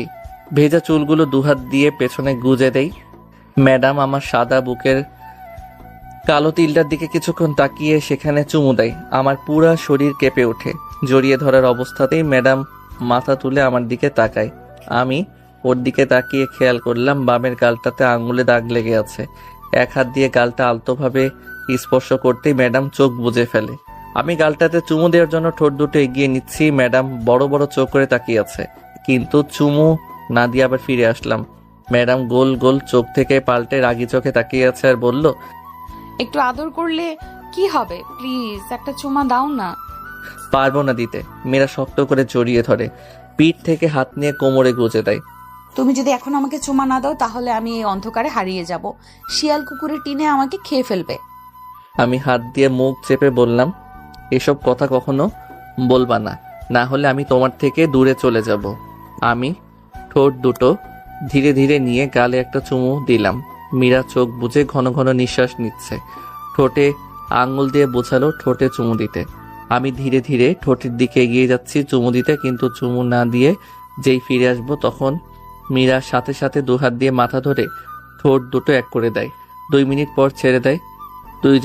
দুজনের দিকে কিছুক্ষণ তাকিয়ে চলো এবার যাওয়া যাক। আমার পা দুটো কেমন অবশ লাগছে, প্লিজ কোলে করে নিয়ে যাও না। কোলে নিয়ে ওর দিকে তাকিয়ে সামনে হাঁটছি। তুমি অনেক সুন্দর, অন্যরকম দেখতে তুমি। এই মন বারবার চাই তোমাকে দেখতে। আমি দেখতে কেমন সুন্দর? স্নিগ্ধময় আমার প্রিয়সী, যার সৌন্দর্যে আমি ভালো লাগা অনুভব করি মনের মাঝে। এই হৃদয় আমার আলপনা আঁকে তোমার পবিত্রময় মায়াবী চোখ দুটোতে। তোমার চোখে দুটো আমার খুবই পছন্দের। সত্যি অসাধারণ, আল্লাহর অসাধারণ সৃষ্টি তুমি। আমি বারবার জন্ম নিতে চাই তোমার সৌন্দর্যে আসক্ত হতে। বলে শেষ করতেই গালে একটা চুমু দিল মীরা। কিছুক্ষণ পর একটা গাড়ি সামনে এসে দাঁড়ালো। ড্রাইভার নেমে স্যার, বাবা মনিকে গাড়িতে উঠান। মীরাকে গাড়িতে তুললাম। গাড়ি চলছে আপন গতিতে। অন্ধকার বৃষ্টিতে নির্দিষ্ট গন্তব্যে মীরাকে বাসা দিয়ে ড্রাইভার আবার আমাকে বাড়িতে দিয়ে যায়। আন্টির কাছে বোন ঘুমিয়েছিল, তাই নিজের সাথে আনলাম না। গভীর রাতে ঘুমিয়েছিলাম, ফোনের আওয়াজে ঘুম ভেঙে যায়। ফোন রিসিভ করে, আঙ্কেল, এত রাতে কোনো সমস্যা হয়েছে? মীরা জ্বরের মুখে তোমার নাম নিতেছে। বাবা, তুমি একটু বাসায় আসো না। তোমার বাসার নিচে ড্রাইভার গাড়ি নিয়ে দাঁড়িয়ে আছে। আমার বুকের মাঝে হৃদস্পন্দন বেড়ে যায়। তাড়াহুড়ো করে নিচে গাড়িতে গিয়ে বসলাম। ড্রাইভার গাড়ি চালিয়ে বাড়িতে নিয়ে আসে। ড্রাইভার গভীর রাতে মীরাদের বাসার সামনে নামিয়ে দেয়। আগে থেকে গেট খোলা ছিল। গুটি গুটি পায়ে বাসায় ঢুকে আঙ্কেলকে সোফায় বসতে দেখি। আঙ্কেল ডাক্তার কল দিছেন। বাবা, এত রাতে ডাক্তার আসবে না, তুমি আমার মেয়ের কাছে যাও। ধীর পায়ে সিঁড়ি বেয়ে উপরে রুমে গিয়ে দেখি আন্টি মীরার পাশে বসে আছে। আন্টি আমাকে দেখে, কেমন আছে ইমন? ভালো আছি, আপনি? ভালো নেই, মেয়েটা জ্বরে ভুগতেছে। আন্টি আর কিছু না বলে রুম থেকে চলে যায়। আমি ম্যাডামের পাশে গিয়ে বসলাম। দেখলাম ঘুমাচ্ছে। ঘুমন্ত মায়াবী চেহারার দিকে নিষ্পলকভাবে তাকিয়ে রইলাম। কপালে একটা চুমু দিতে উঠে বসলাম। চোখের সামনে হাত নাড়িয়ে দেখলাম ঘুমিয়ে আছে তো নাকি আবার ব্যাগ ধরে আছে। দেখে বুঝলাম না, ঘুমিয়ে আছে। তাই ধীরে ধীরে কপালে একটা চুমু দিয়ে উঠে আসতেছিলাম। হঠাৎ ম্যাডাম হাত দিয়ে বুকের সাথে জড়িয়ে ধরে। আমার ভয়ে হৃৎপিণ্ড ধুক ধুক শুরু করে। ম্যাডাম আমার দিকে তাকিয়ে, চুরি করে আদর করা হচ্ছে? না মানে থাক, আর মানে করতে হবে না। ম্যাডাম আমার বুকে হাত দিয়ে, আরে তোমার বুকে এত ধুকধুক কেন করছে? ম্যাডাম কেউ দেখে ফেলবে, ছাড়েন আমাকে। এত ভয় কেন পাইতেছো? কেউ দেখলে কিচ্ছু হবে না। ছাড়ো আমাকে। ছেড়ে দিব, তার আগে আঙুল দিয়ে ঠোঁট দেখিয়ে বোঝালো চুমু দিতে। আমি পারবো না। আর তোমার না শরীর খারাপ? এসব এখন না, আগে সুস্থ হই। তুমি আমার পাশে থাকলে আমি এমনিতেই ভালো হয়ে যাব। আগে বলো, দিবে কিনা? আগে তোমার চোখ দুটো বন্ধ করো। আমি ওর গোলাপি ঠোঁট দুটোর সাথে নিজের ঠোঁট দুটো এক করে দিলাম। কিছু সময় পর ছেড়ে দিলাম। কিছুক্ষণ ওর দিকে তাকিয়ে রইলাম। এবার তো ছাড়ো। আর এখন থেকে তোমার আগুনের মতো গরম শরীরে শুয়ে আছি, ছাড়ো আমাকে। কিছুক্ষণ তাকিয়ে ধাক্কা দিয়ে সরিয়ে দিল। তার কিছুক্ষণ পর আন্টি এসে দুটো পাত্রে স্যুপ দিয়ে গেল। ইমন, মীরাকে স্যুপ খাইয়ে দাও তো। ওকে। এই যে ওঠেন। মীরা উঠতে চেষ্টা করেও আবার ধপ করে শুয়ে পড়ে। মনে হয় জ্বরের কারণে শরীর দুর্বল হয়ে গেছে। আমি পিঠে হাত দিয়ে টেনে তুললাম, তারপর স্যুপ খাইয়ে দিতে থাকি। মীরাকে চামচ দিয়ে মুখে স্যুপ দিচ্ছি। সে আমার দিকে এক দৃষ্টিতে তাকিয়ে স্যুপ খাচ্ছে। আন্টি এসে কিছু ওষুধের ট্যাবলেট দিয়ে গেল। মীরাকে ওষুধগুলো খেতে সাহায্য করলাম। ওর পাশে বসে কপালে আলতোভাবে টিপে দিচ্ছি আর একটা কথা চিন্তা করতেছি। মনে ধীর জিদ নিয়েছিলাম মীরাকে কখনো ভালোবাসবো না, অথচ এত অভিমান, এত ঘৃণা। ওর মায়াবী চেহারার দিকে তাকালে কিছুই মনে থাকে না। আসলে আমরা পুরুষ লোকের মনগুলো অন্যরকম। প্রিয় মানুষটার সাথে হাজারো রাগ, অভিমান, ঝগড়া, একটা চুমু বা মায়া লাগানো চেহারা অথবা মায়া লাগানো একটা কথাই যথেষ্ট। সব অভিমান ভেঙে দিতে। এসব ভাবতে ভাবতে কখন ঘুমিয়ে গেছি মনে নেই। ঘুম থেকে উঠে দেখি সকাল হয়ে গেছে। বোনটা আবার আমায় না দেখলে মন খারাপ করবে। মীরার ঘুমন্ত চেহারায় কপালে একটা চুমু দিয়ে আঙ্কেল আন্টিকে বলে বাইরে চলে আসলাম। বাইরে এসে একটা রিক্সা বা সিএনজির জন্য একটু সামনে হেঁটে গেলাম। সামনে যেতেই দেখলাম কয়েকটা ছেলে একটা মেয়েকে টিজ করতেছে। ভাবলাম যাব না, কিন্তু বিবেকে বাধা দিল। মেয়েটাকে কেন বিরক্ত করছেন? সেটা তোকে বলতে হবে, এখন সামনে থেকে সর। ভাই, এটা যদি আপনার বোন হতো? তোরা কইছি জ্ঞান দিতে, মায়ের খেতে চাস নাকি? ওরা 3 জন ছিল। জানি মারামারি করে পারবো না। একটু দাঁড়ান, 2টা কথা শুনে চলে যাইয়েন। লোকগুলো বিরক্ত মুখে তাকালো। ডিরেক্ট বললাম, আপনাদের জন্মের ঠিক নাই। লোকগুলো রেগে আমাকে মারতে আসলো। আমি, ভাই দাঁড়ান, আপনাদের সাথে আমি মারামারি পরে করে পারবো না। চাইলেই মারতে পারেন। সামনে থেকে ছেলেটা। আমি কি পতিত মেয়েদের থেকে জন্ম নিয়েছি নাকি? তুই আমাকে জন্মে ঠিক নেই বললি কেন? ধরেন আপনার মা রাস্তা দিয়ে হেঁটে যাচ্ছে, আমি ওনার বুকের দিকে, পাছার দিকে নজর দিলাম এবং ওনাকে টিজ করতে থাকলাম। আপনি তখন কি করবেন? নিশ্চয়ই আমার ভাষাটা আমাকে উপহার দিবেন, সাথে মেরে হাসপাতালে পাঠাবেন। রাস্তাঘাটে আপনাদের চোখে সেক্সি মেয়ে যায়, কিন্তু কারো কাছে কলিজার বোন যায়, কারো মা যায়। আপনাদের দেখে আশেপাশের লোকগুলো কেন প্রতিবাদ করে না জানেন? কারণটা হলো হিংস্র হায়না মনে করে আপনাদের। লোকগুলো কিন্তু আপনাকে গালি দেয় না ঠিকই, আপনার মা বাপকে ঠিকই গালি দেয়। নারীর পেট থেকেই আপনার জন্ম। আপনার অসুস্থতায় প্রধান সেবক নারী। সম্মানের চোখে দেখেন তাদের। জানি আমার কথায় আপনাদের মন পাল্টাবে না, কারণ কুত্তার লেজ কখনো সোজা হয় না। বলেই চলে আসতে থাকি। আমি একটা রিক্সা করে বাড়িতে চলে আসি। বাড়িতে এসে রুমে গিয়ে বোনকে ডাকি। বোনটা মনে হয় টিভি দেখছে। বোন দরজা খুলে, ভাইয়া, তুমি কোথায় গিয়েছিলে? তোমার মীরা আপুর বাসায়। আমাকে রেখে গেলে কেন? অন্য একদিন নিয়ে যাব আপু। আমি বোনকে খাইয়ে অফিসে চলে গেলাম। অফিসে গিয়ে কাজ শেষে আসার সময় আঙ্কেল এসে, ইমন, তোমার বোনকে নিয়ে সন্ধ্যার পর বাড়িতে চলে এসো। তোমার বোনকে অনেক দিন হলো দেখি না। আচ্ছা আঙ্কেল।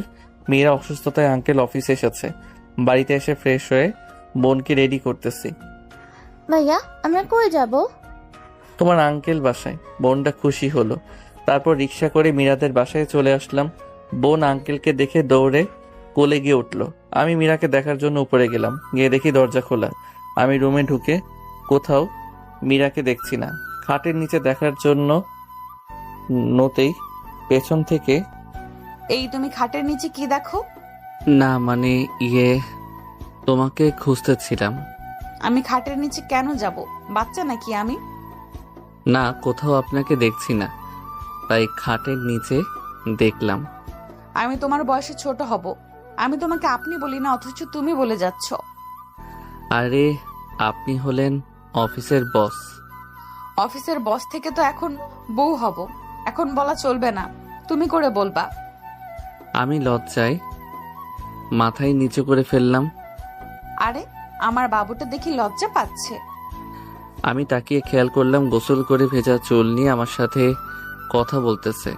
আমি রুম থেকে বের হওয়ার জন্য যেই বের হব, মীরা শার্টের কলার পিছন থেকে টান দিয়ে নিয়ে এসে দরজা আটকে দেয়। আমি ভয়ে ঢোক গিললাম। আপনি দরজা কেন দিচ্ছেন? রোম্যান্স করব তোমার সাথে। দেখেন, বিয়ের আগে এসব করা ভালো না। বিয়ে তো আমি তোমাকেই করব। মীরা কাছে এসে শার্টের বোতামগুলো খুলতে থাকে। ছেলে মানুষ ভয়ে চিৎকার দিলে পুরুষ সমাজের মান সম্মান চলে যাবে, তাই চুপটি মেরে চুপ থেকে সব সহ্য করে যাচ্ছি। মীরা শার্ট খুলে প্রশস্ত বুকের লোমগুলোর দিকে তাকিয়ে রয়েছে। আলতোভাবে বুকের তিলটাতে চুমু দিল। মীরা, ছাড়ো আমাকে, খারাপ কিছু হয়ে যাবে। হোক খারাপ কিছু। আমি ওর হাতের ছোঁয়ার চুমুতে নিজেকে কন্ট্রোল রাখতে পারলাম না। পাগলের মতো চুমু খেতে থাকি। দেয়াল থেকে সরে গিয়ে বিছানায় ধাক্কা দিয়ে ফেলে দেই। উপরে উঠে গলায় মুখে চুমু দিতে থাকি। মীরা মাথার চুলগুলোতে চেপে ধরে আছে, সাথে জোরে জোরে নিঃশ্বাস ফেলছে। এমন সময় বোনের ডাক দিল। ভাইয়া, আঙ্কেল খেতে ডাকতেছে। আমি তাড়াহুড়ো করে শার্ট পরে মাথার চুলগুলো এক হাতে ঠিক করে রুম থেকে চলে যাই। মীরা বিরক্ত একটা ভাব নিয়ে ওয়াশরুমে চলে যায়। খাবার টেবিলে বসে মীরার দিকে লজ্জায় তাকাতে পারছি না। মীরা আমার পায়ে আঙুল দিয়ে গুঁতো দিচ্ছে। আমি চোখ বড় বড় করে তাকাতেই পাশ সরিয়ে নেয়। কোনো রকম কিছু খেয়ে উঠে গেলাম। আঙ্কেল আমার বোনকে খাইয়ে দিচ্ছে। কিছুদিন পর অফিস থেকে এসে রাতে শুয়ে আছি। হঠাৎ মোবাইল মেসেজ সাথে একটা পিক আসে। পিকটা দেখে শরীরে রাগে আগুন জ্বলে গেল। পিকটাতে মীরা একটা ছেলেকে জড়িয়ে ধরে আছে। ছেলেটা চেহারা পিছন দিকে। ভেবে নিলাম থাকবো না এই শহরের ফেক মানুষের মাঝে। অনেকক্ষণ বসে বসে কান্না করলাম। মীরার জীবনে আমি আর থাকবো না, চলে যাব ওর থেকে দূরে। এই শহরের মানুষ সামনে থেকে এক রূপ, কিন্তু ভিতর থেকে আরেক রূপ। গ্রামে গিয়ে চাষবাস করে বেঁচে থাকবো। বিছানা থেকে উঠে গিয়ে মুকবল আঙ্কেলের কাছে গেলাম। আঙ্কেল, আমি কাল গ্রামে চলে যাব। কিন্তু কেন? আঙ্কেল, গ্রামে গিয়ে চাষবাস করে জীবন চালাবো। আন্টি আমার কথা শুনে কাঁদতে শুরু করে। তাদের কোনো রকম বুঝিয়ে বোনকে খুলে নিয়ে রুমে চলে আসলাম। সকালে হয়ে আসতে গ্রামে যাওয়ার জন্য বাইরে বের হচ্ছি বোনকে কোলে নিয়ে। আঙ্কেল, মীরা আসলে বলবেন না আমি কই গেছি। আবার শহরে আসলে নির্দ্বিধায় আমার বাসায় চলে আসবা। আচ্ছা আঙ্কেল। এরপর বাস করে রওনা দিই গ্রামের উদ্দেশ্যে। এদিকে মীরা অফিসে এসে আমাকে খুঁজতেছে। আজকে ইমন কেন আসলো না?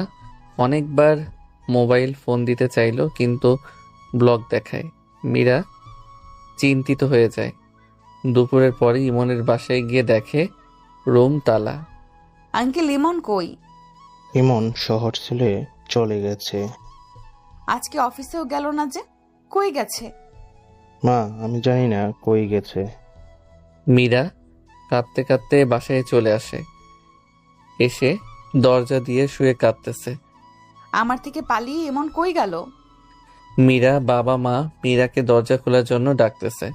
সেই দুপুর থেকে এখনো দরজা দিয়েছে। কি হয়েছে আমাদের বলবা তো? মামনি, দরজা খুলো।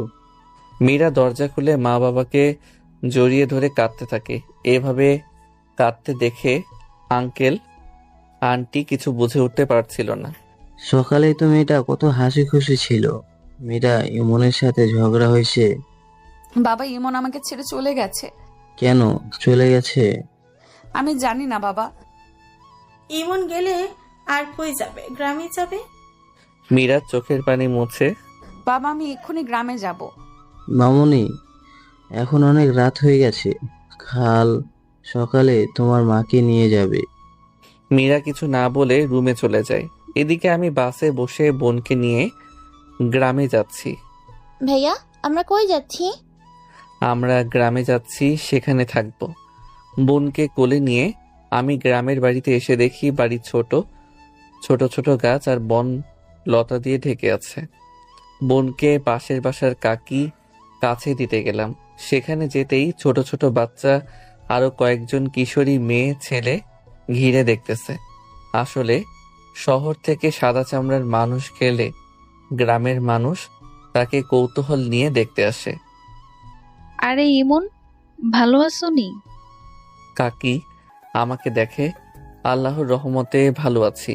বোন কোল থেকে নেমে গ্রামের বাচ্চাদের সাথে খেলতে থাকে। কাকি আমার বোনকে দেখে রাখেন। কাকি তার ছোট মেয়েকে ডাক দিলেন। কাকুলি, কাকুলি, ওই যে ছোট্ট মেয়েটা, তুমি ওর সাথে খেলো আর দেখে রাখো। আমি বাড়িতে এসে রিফাতকে ফোন দিয়ে দোষ গ্রামে বাড়ি এসে গেছি, তুই একটু আয় না। খারা, 2 মিনিটের ভেতর আসতেছি। কিছুক্ষণ পর রিফাত এসেই, কিরে এমন, শহরের চাকরি ছেড়ে গ্রামে কেন? সে অনেক কাহিনী পরে বলবনি। তুই এখন বাড়িটা পরিষ্কার করতে সাহায্য কর। 2 বন্ধু মিলে বাড়ি পরিষ্কার করতে থাকলাম। বাড়ির মাচাটা ভেঙে পড়ে আছে। ঘরে ঢুকে দেখি ঘর থেকে উৎকট গন্ধ আসছে। এদিকে মীরা আর আন্টি সকাল সকাল প্রাইভেট কার করে গ্রামের বাসার দিকে আসছে। তার মনে শুধু একটাই প্রশ্ন, ইমন কেন তাকে ছেড়ে চলে এসেছে? একবারও বলে আসলো না কেন? আমি আর বন্ধু বাড়িটা অনেক কষ্ট করে পরিষ্কার করলাম, আর মাচাটা নতুন করে বাঁশ আর কাঠ দিয়ে শক্ত করে বাঁধলাম। কাকি থেকে কিছু কাঁথা আর 2টার বালিশ এনে বিছানাটা গোছালাম। বন্ধুকে টাকা দিতে চাইলাম, উল্টো 2টা লাথি, একটা থাপ্পড়, ঘুষি ফ্রিতে পেলাম। টিউবওয়েল চেপে বোন আমি গোসল দিলাম। এরপর কাকিগো বাড়ি থেকে খাবার এনে 2 ভাই বোন খেলাম। মাটির চুলাতে রান্না করতে হবে। রান্না করার জন্য বাজার করে পাশের বাসা কাকি থেকে লাকড়ি আনলাম। আমি আবার ফকিন্নি না, কয়েকবার গেছি, অনেক কিছু পাইছি, তাই বলে আবার যাব না তা মানা যায় নাকি? আমার অ্যাকাউন্টে যথেষ্ট টাকা আছে, আপনাদের বলবো না, হিংসা করবেন তাই। মাটির চুলায় রান্না করতেছিলাম, ঘেমে শরীর একাকার। আর বোন আমার গ্রামের বাচ্চাদের সাথে ভালোই আছে। হঠাৎ কারো কোমল হাতের ছোঁয়া কেঁপে উঠলাম। শরীরের পারফিউমের গন্ধটা বুঝিয়ে দিল মীরা। আপনি আমাকে স্পর্শ কেন করলেন? পেছনে ঘুরতেই মীরা আমাকে দেখে হাসতে শুরু করলো। আমি কি হয়েছে, আমাকে কি জোকার মনে হয়? কোনো কথাই কানে নিচ্ছে না। আমি এবার রেগে, হাসতেছো কেন? আর এখানে কেন আসলা? মীরা হাসতে হাসতে ব্যাগ থেকে ছোট আয়না বের করে আমার মুখে ধরলো। দেখালাম কালি মেখে ভূত হয়ে আছি। নিজের চেহারা নিজেই দেখে ফিক করে হেসে দিলাম। আমি রান্না করছি আর বলছি, আপনার প্রতি আমার ঘৃণা আমার কাছে আসবে না। কিন্তু কেন বলবা তো? আমি তোমাকে ছাড়া বাঁচবো না। তুমি কেন এই কথাটা বুঝতে চাও না? আমি বুঝতে চাইও না, কারণ আমি তোমাকে ভালোবাসি না, শুধু ঘৃণা করি। এখন এখান থেকে যাও। আর এটা গ্রাম, লোকে দেখলে খারাপ ভাববে। মীরা কিছু না বলে কাঁদতে কাঁদতে বাড়িতে চলে যায়। অনেক কষ্ট করে রান্নাটা শেষ করলাম। রাতে আমি আমার বোন বসে মোবাইল দেখছি। বাইরে মীরার ডাক শুনে দরজা খুললাম, সাথেও আন্টি আছে। ইমন, আমার মেয়েটা কিছু করে থাকলে তাকে মাফ করে দাও। সেই সকাল থেকে এখনো কিছু খায়নি। তুমি মীরাকে খাবারটা খাইয়ে বাড়িতে দিয়ে আইস। আন্টি একটা টিফিন বক্স হাতে দিয়ে চলে যায়। আমি মনে মনে অনেক রাগ হলাম। এত রাতে একটা ছেলের কাছে মেয়েকে দিয়ে যেতে দ্বিধাবোধ করে না। মীরা কিছু না বলেই পাশ কাটিয়ে দ্রুত রুমে চলে গেল। আজকে সন্ধ্যা থেকে আকাশটা মেঘলাটে। গ্রামে এই একটা সমস্যা, বৃষ্টি নামলেই কারেন্ট চলে যাবে, তাই আগে থেকে 2টা মোমবাতি এনে রাখছি। আপনি তো আচ্ছা বেহায়া মেয়ে, কতবার বলেছি আমার কাছে আসবে না, তারপরও বেহায়ার মতো পেছন ছাড়েন না আপনি। মীরা মনটা খারাপ করে। ভালোবাসি বলেই তো বেহায়ের মতো পিছু পড়ে থাকি। আমার অন্যায়টা কি বলবা? বেশি কথা না বলে খাবার খেয়ে বাড়িতে চলে যান। খাইয়ে দাও আমাকে। এত ঢং কেন আপনার? আমাদের ঝগড়া দেখতে দেখতে বোনটা ঘুমিয়ে গেছে। হঠাৎ বাইরে প্রচন্ড বাতাসের আওয়াজ শুনলাম। হেঁটে গিয়ে দরজাটা খুলতে একটা দমকা বাতাস শরীরে থুবড়ে পড়ল। আমি সাথে সাথে দরজাটা দিয়ে দিলাম। দরজাটা দিতেই কারেন্টও চলে গেল। মীরা, তোমার পাশে টেবিলটার ওপর মোমবাতি আছে, এটার সাথে আগুনটা নিয়ে মোমবাতিটা জ্বালাও। মোমবাতিটা জ্বালিয়ে হাতে নিয়ে মীরা ধীর পায়ে আমার সামনে এসে দাঁড়ায়। মোমবাতি আলোয় মায়াবী স্নিগ্ধ চেহারায় অপলক তাকিয়ে আমি দুজনের মাঝে সামান্য দূরত্ব নিয়ে বুকের মাঝখানে জ্বলন্ত মোমবাতি নিয়ে দাঁড়িয়ে মীরা। মোমবাতি আলোয় একে অপরের দিকে অপলকভাবে তাকিয়ে দুজনে। সময়টা এখানে এসেই বুঝি থেমে আছে। টিনের চালায় ঝুমঝুম বৃষ্টির শব্দ, একটা মিষ্টি হাওয়া এদিক থেকে ওদিক উড়ে উড়ে যাচ্ছে। হঠাৎ মীরা আ করে চিৎকার দিয়ে ওঠে। আমি সাথে সাথে মোমবাতিটা হাতে নিয়ে পাশে রেখে দেই। এদিকে আসো। মোমবাতির আলো দেখলাম গলন্ত মোমের ছ্যাঁকায় হাতে ফোসকা পড়ে গেছে। ওর চোখে পানি দেখি হৃদয়টা কেমন জানি উলটপালট হয়ে যাচ্ছে। আমি, চলো খাবার খাবে। মোমবাতিটা সামনে রেখে হাত দিয়ে খাইয়ে দিচ্ছে। খাওয়া শেষ করে এবার আপনি বাড়ি যাবেন কিভাবে? তোমার সাথে থাকবো। আচ্ছা। বলার সাথে সাথে মীরা নিচে আমার উপরে শুয়ে পড়ল। শুয়ে 4 ঠোঁট এক করে দিল। কিছুক্ষণ পর ছেড়ে দিতেই আমি বললাম, এখন যদি খারাপ কিছু হয়ে যায় তাহলে আমি কিছু জানি না। সবকিছু তোমার, তুমি যা ইচ্ছা করতে পারো। দেখুন, আমার উপর থেকে উঠুন। আচ্ছা যান, বুঝতে পারছি আমাকে কিছু করতে হবে। ভালো হচ্ছে না বলে মীরা আমাকে জড়িয়ে ধরে কিস করতে লাগলো। আমিও রেসপন্স করতে লাগলাম। মীরার ঘাড়ে কিস করতেই মীরা আমার মাথার চুলগুলো শক্ত করে ধরলো। হঠাৎ করে মীরাকে ছেড়ে দিলাম। তখন মীরা বলল, কি হলো তোমার? আগের অভিমান, ঘৃণা সবকিছু ভুলে গেছি, কিছু মনে নাই। আচ্ছা তুমি ওপরে বোনের সাথে শুয়ে পড়ো, আমি নিচে মাদুর বিছিয়ে ঘুমাবো। মীরা কিছু বলল না, বোনের সাথে শুয়ে পড়ল। আমি মাটিতে মাদুর বিছিয়ে শুয়ে পড়লাম। শুয়ে শুয়ে মোবাইল চাপতেছি। মোমবাতিটা গল্পে গল্পে শেষ অবস্থানে এসে পড়েছে। কিছু সময়ের পর মীরা আমাকে জড়িয়ে ধরে। এসব কি করছেন? বুকে মাথা রেখে। তুমি আমার সাথে কেন রাগ করছো? ফোনের ছবিটা ওকে দেখালাম। মীরা পিকটা দেখে কিছুটা আমার দিকে রাগান্বিত হয়ে তাকালো। তারপর ওড়াধরা বুকে ঘুষি দিতে লাগলো। কি করছো, মেরে ফেলবা নাকি? তুমি এটার জন্য ঢাকা থেকে গ্রামে চলে আসছো? আমি প্রথম যে ভুলটা করেছি তুমিও সেম ভুলটাই করেছো। এটা মাহফুজার ভাই আর আমার মামাতো ভাই। তাই বলে তুমি এভাবে কেন জড়িয়ে ধরবে? আমার জন্মদিনে আমাকে এমনি ভালোবেসে ধরছে আর কি। আমার কাছে কেন আসছো? ওই ছেলেকেই এমনি এমনি জড়িয়ে ধরে থাকো। কালই আমার সাথে শহরে যাবা? না, যাব না, কয়েকদিন গ্রামটা ঘুরে তারপরে যাব। আচ্ছা আমিও তোমার সাথে ঘুরবো। আচ্ছা আচ্ছা, একটু আগে যেটা করলে ওটার বাকিটুকু শেষ করো, আমার খুব ভালো লাগছে। না, এসব না। বিয়ের পর বলে শক্ত করে জড়িয়ে ধরে কপালে একটা চুমু দিয়ে ঘুমিয়ে গেলাম। সকালে উঠে দেখি মীরা নাই, সাথে বোনও নাই। আমি সকাল সকাল টিউবওয়েল চেপে ফ্রেশ হয়ে তাদের খুঁজতে গেলাম। দেখলাম বাড়ির পশ্চিম পাশে গাব গাছের নিচে দুইজনে ফুল টোকাচ্ছে। গাছটার প্রকৃত শুদ্ধ নাম আমি জানি না, তবে এই গাছের ফল খাওয়া যায়। এই গাছের ফুল মুক্তদানার মতো, বিশেষ করে সকালবেলা মুক্তদানার মতো সাদা সাদা ফুলগুলো বিছিয়ে থাকে গাছটার নিচে। গ্রামের মেয়েরা সাধারণত মালা বানিয়ে গলায় পড়ে, তবে ফুলের গন্ধটা খুবই মিষ্টি। মীরা, এখানে কি করছো? মিষ্টি একটা হাসি দিয়ে। ফুলগুলো দিয়ে মালা বানাবো আর হাতে বালা, তাই ফুল টোকাচ্ছি। দেখলাম আরো কয়েকটি মেয়ে দেখা দেখি ফুল টুকিয়ে মীরাকে দিচ্ছে। মীরা সেগুলো ঝুড়িতে রাখছে। খাবার খাইছো? না, সবাই আমাদের বাড়িতে গিয়ে খাবো। বাঁচলাম রান্না করা থেকে। মাটির চুলায় রান্না করা অনেক কষ্ট। এরপর মীরা, আমি, ছোট বোন একসাথে মীরাদের বাড়িতে যাই। গিয়ে সেখানে মাংস দিয়ে পেট ভরে ভাত খেলাম। আমার মেয়ের বয়স তো আর কম হলো না, এবার তো বিয়েটা করো। আন্টি ঢাকায় গিয়ে সব ব্যবস্থা হবে। দেখলাম মীরা অনেক খুশি। বাবা কবে যাবে ঢাকা? আন্টি কয়েকটা দিন গ্রামটা ঘুরে এরপরে চলে যাব। সেদিন বিকালে এমন চলো আমরা নৌকায় ঘুরতে যাই। ছোটবেলা মনে আছে একবার নৌকা থেকে ফেলে দিয়েছিলা তুমি? সেদিন ইকবাল চাচার নৌকা নিয়ে ঘুরতে যাই।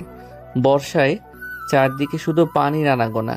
নৌকা তিতাস নদীর ওপর দিয়ে আমি নিজেই বৈঠা বেয়ে যাচ্ছি সৌন্দর্যের দিগন্তের দিকে। সন্ধ্যার দিকে বাড়িতে ফিরে আসি। বাড়িতে এসে বোনকে কাকিগো বাসায় কাকলির কাছে দিয়ে আসি।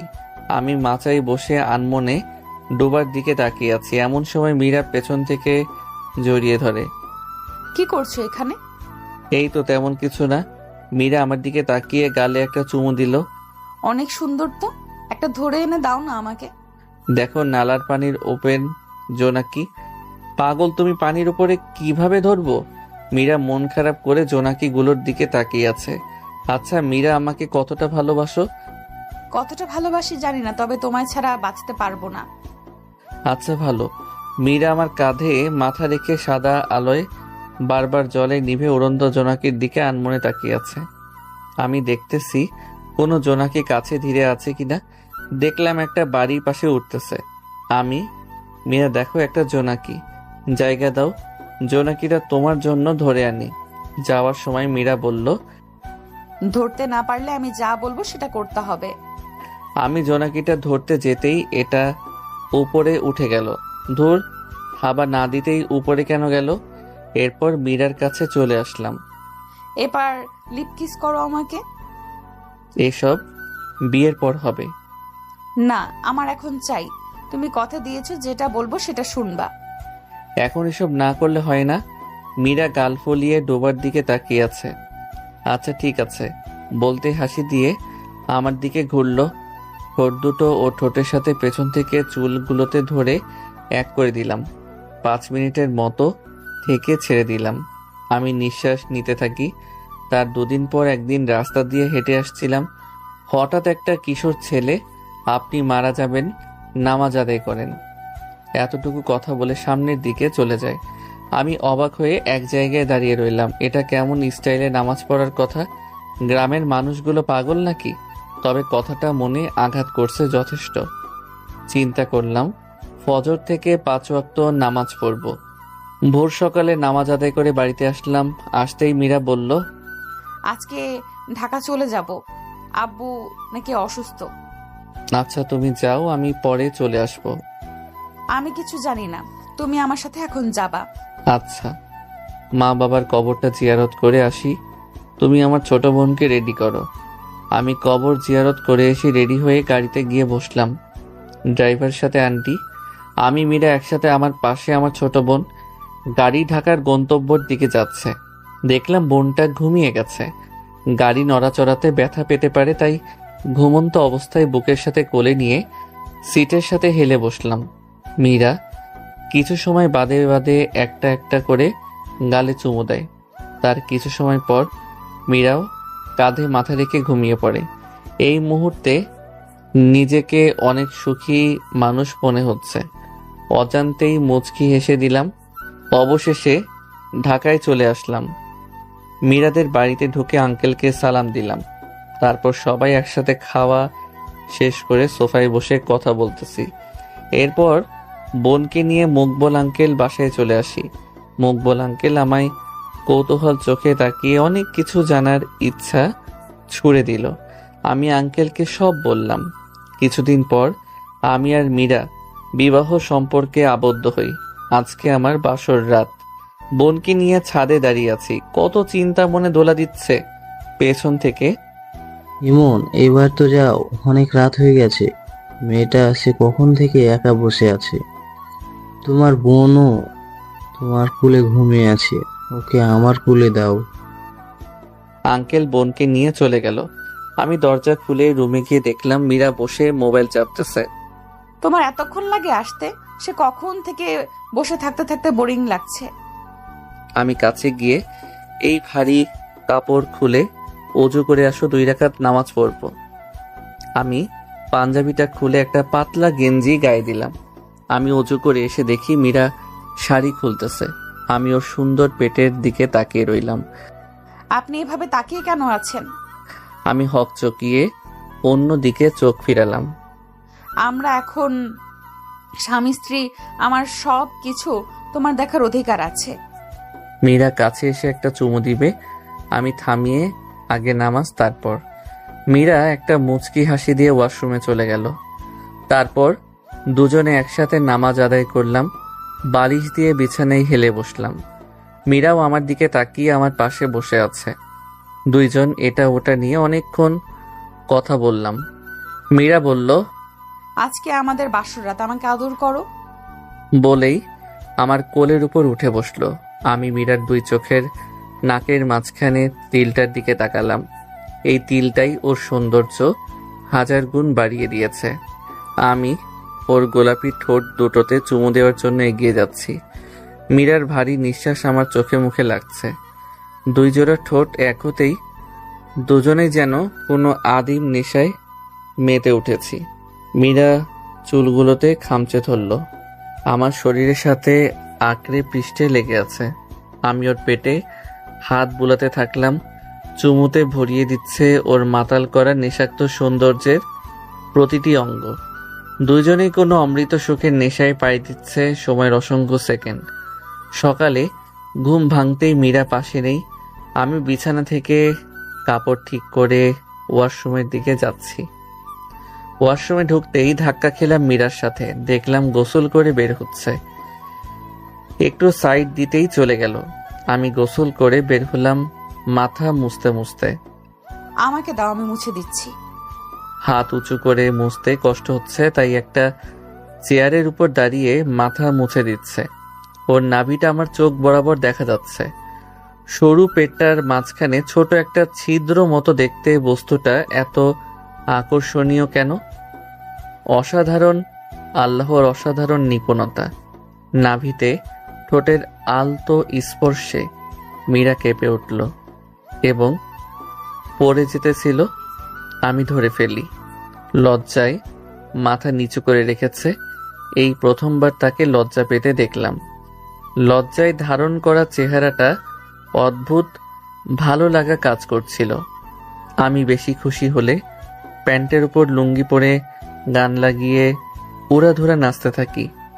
এইভাবে বেশি খুশি উপভোগ করার মজাই আলাদা। আমাদের বিয়ের 3 মাস পর শুনলাম আমার বউ প্রেগনেন্ট। তার মানে আমি বাবা হব। আমি তো খুশিতে বউকে কোলে নিয়ে রুমে গিয়ে নাচতে থাকি। আল্লাহ হাফেজ, সবাই ভালো থাকবেন।